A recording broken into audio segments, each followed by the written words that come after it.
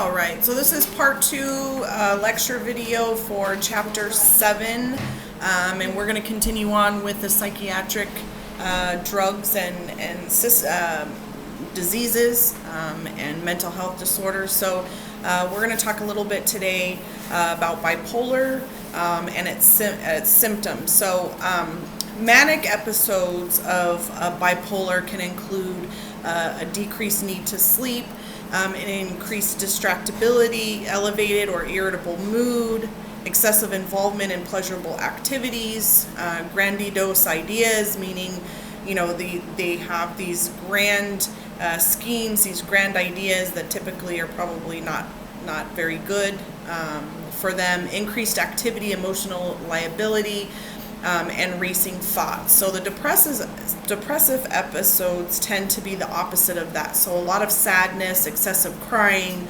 a loss of pleasure, a loss of excitement in things that they generally love or like to do, difficulty concentrating, irritability, and then also thoughts of death or suicide. Psychotic features that can present in bipolar disorder patients include thought disorders, hallucinations, and then delusions. So lithium is pretty much the number one drug that we use to treat bipolar because it is so effective, especially on the mania side. It is believed to alter neurotransmitter levels or cause changes in the brain's receptor sensitivity. Now with lithium, it's important, patients are going to consistently have labs drawn or blood labs drawn to make sure that they're at a consistent level of lithium. So that's something that's monitored when they start a patient on that. The patient is going to have to go in whenever the physician decides, or how often the physician decides, to make sure that their blood levels are a certain amount and remain consistent.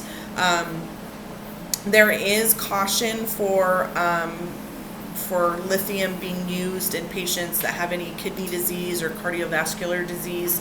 And it can kind of exacerbate dehydration. So therapeutic uses is a treatment of bipolar disorder and acute mania, also prophylaxis of bipolar disorders and unipolar depression. So once a patient has been diagnosed with bipolar, they're typically on lithium kind of lifelong. So interesting fact about the lithium, or Lithobid is one of the brand names for that, is that the tablets actually expire in 6 months. So it's important to highlight that information on the prescription bottle label for the patients. The pharmacist will talk to them about that with the first counseling that they get, the first time that they get the lithium, but it's important to consistently through that time go ahead and make sure that you're highlighting that some way for them, or reminding them when they're picking it up that the tablets themselves are only good for 6 months. Other drugs that are used to treat bipolar, we have carbamazepine, divalproex. These again are used. So the carbamazepine, or Tegretol is one of the brand names, is kind of one of those drugs that's used for many different things. So not only bipolar, but they also prescribe it for seizures. And Depakote is the same thing as well. So other mental health diseases or ailments include schizophrenia. So symptoms of schizophrenia are broken up into two categories. There's positive symptoms and negative symptoms. So the positive symptoms include hallucinations and delusions. These hallucinations can be visual or auditory, meaning that they see hallucinations, or they're hearing delusions. They can hear things talking to them, they can see things. Sometimes they have both, and sometimes they have either or.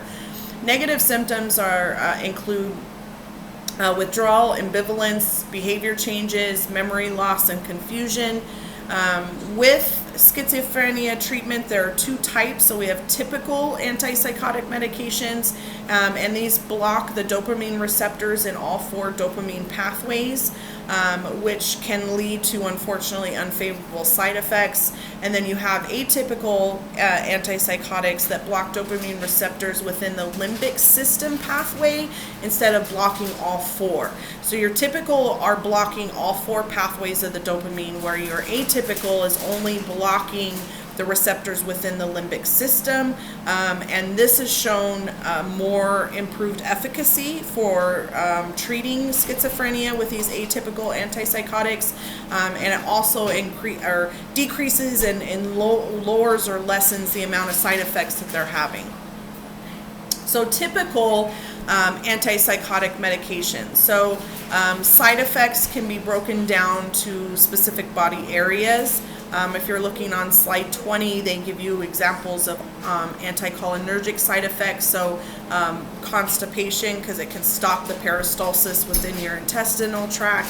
Cardiovascular, as you can get postural hypotension, which is a decrease in your blood pressure, and an increased pulse with a change in position. So what happens is if they stand up too fast, they're going to have a sudden and rapid drop in their blood pressure. Dermatologic, excessive tanning or burning. They can have a steely gray appearance to their skin after years of use.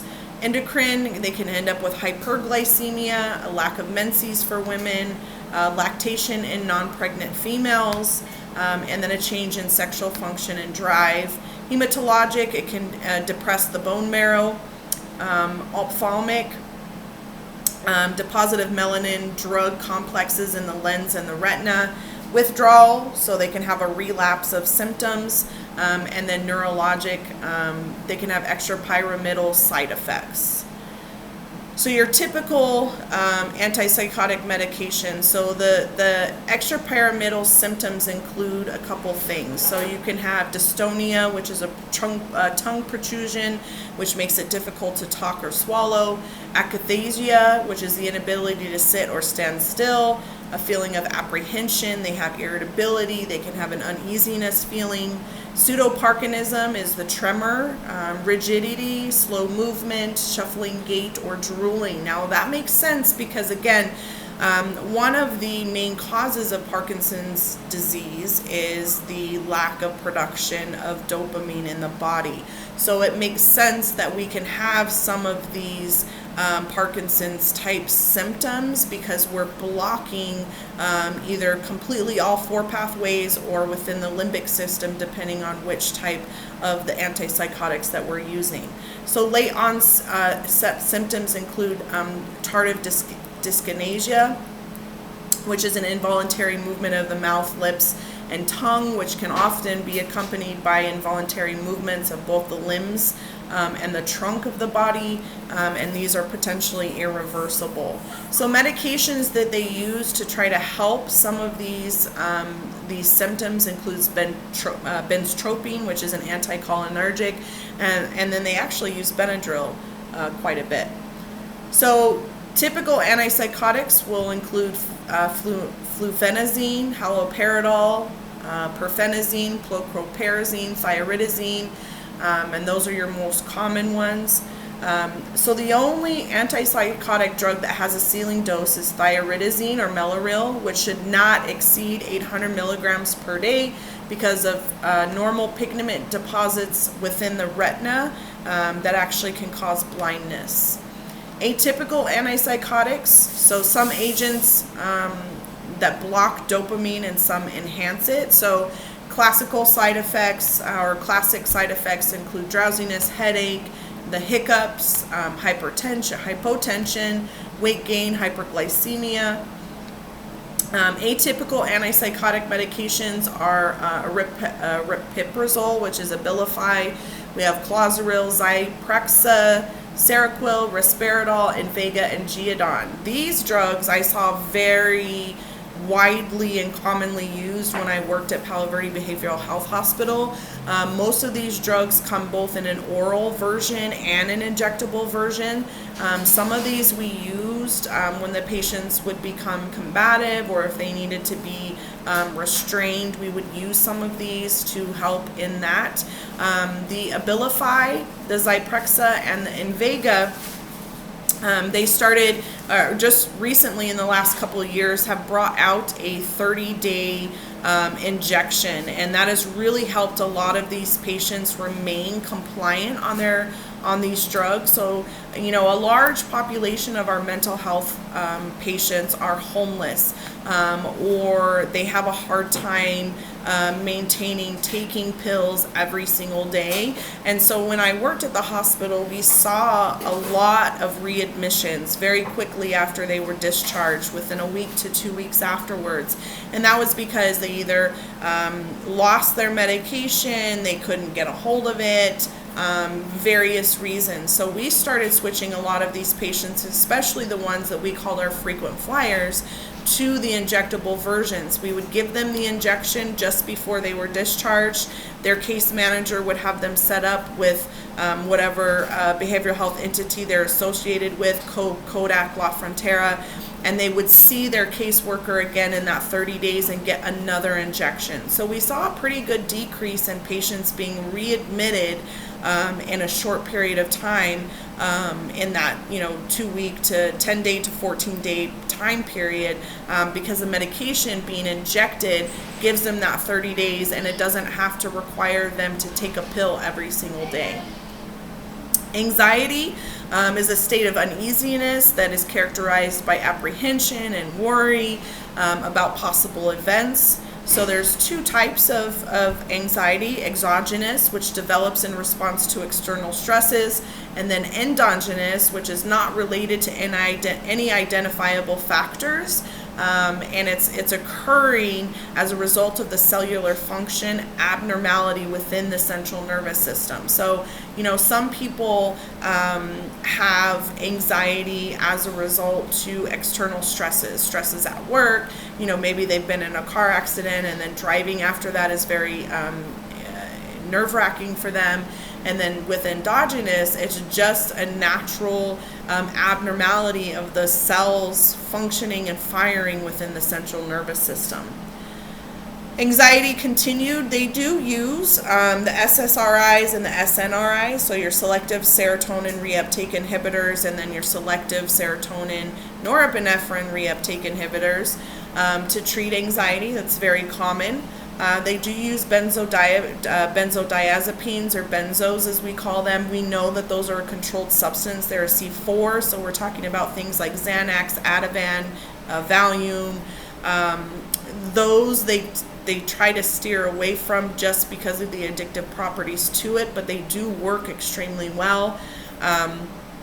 And treatment principles include monitor closely for depression. So a lot of times patients that are just starting out with anxiety, or sometimes patients have depression and then they start with anxiety symptoms on top of that. So it's monitoring that closely, and then especially if they're taking any type of benzos, but the SSRIs and the SNRIs, all of those do require a tapering off if the patient is going to stop. And that's to avoid withdrawal symptoms. So your benzos, they stimulate GABA receptors in the central nervous system, thereby causing drowsiness and relaxation. They're used to treat anxiety and panic disorders, also PTSD. They're used in pre-anesthesia, which we talked about in chapter 6. They also use it for alcohol withdrawal. So one interesting fact is that alcohol withdrawal is actually the only form of withdrawal that can physically kill you. And the reason for that is because of the risk of seizures. So when patients are withdrawing off of alcohol, the longer they've been using alcohol, the greater amount of alcohol that they've been using, they're at a higher risk for seizures, which can be fatal. Methamphetamine abuse, cocaine abuse, those are more of a mental withdrawal than they are a physical withdrawal. It cannot kill them. And with heroin or opiates, that is a very physical withdrawal. And it can't kill them, but if you've ever worked in a behavioral health setting, you'll hear them that the withdrawal symptoms are so severe and so painful to them that a lot of them say that they would rather die instead of go through the withdrawal process. But we give them a lot of comfort meds to try to help them through that, but it physically cannot kill them. It's just more of a mental state. But as far as physical withdrawal symptoms, alcohol is number one. It can kill you, causes seizures. Opiates and heroin, any type of opiate-related narcotics, when they're going through that withdrawal process, it is a very physical muscle pains, nausea and vomiting, diarrhea, and it is a very physical withdrawal, but it cannot physically kill them. So your benzos, again, we have Xanax. So Librium, which is chlordiazepoxide, is the only benzo that is a C5. So every other benzo out there, we have Versed, we have Ativan, Valium, Klonopin, Xanax, Cirex, Versed, all of those are C4s. Librium is the only benzo that is a C5, and the reason for that is because we don't use it very much anymore. It was highly used early on, especially for, in particular, for alcohol withdrawal patients, but now we've kind of moved to some of the other benzos, and we don't use it as much, so it's not as prescribed as much, so then it's kind of moved its way down to a C5 category. Safety alert here is one of the things that they're talking about on slide 28. So as pharmacy technicians, we kind of have a role and responsibility in kind of paying attention to certain things. So for example, if you see a patient who is consistently requesting refills of their benzo prescription a few days early, that could be a sign that they're exhibiting physical or psychological dependence. You want to alert your pharmacist, who will alert the prescriber. If you have received frequent authorization requests from the pharmacy, wanting to fill this early, that it could be a sign that dependence is developing for this patient, and then let the physician handle that from there. Some patients may need help to stop taking these drugs, and sometimes that does include an intervention. So the last slide here, 29, is anti-anxiety agents categorized as others, so they're not benzos. Buspirone, or Buspar is the brand name. It works by antagonizing the serotonin receptors, which helps with the anxiety and the depression. Does have some nausea and vomiting side effects, and it does have an association with depression that can increase the risk of suicide. Hydroxyzine pamoate is the generic name. Vistaril is the brand name. It depresses the subcortical areas within the central nervous system, therefore it kind of slows everything down, and it's used in anxiety. It can be used in pre-operative sedation, again, that little happy cocktail that I talked about, and then it can also be used for insomnia. So we ended on slide 29, and that will get you through part 2 of this lecture video. Be sure to call or email me if you have any questions.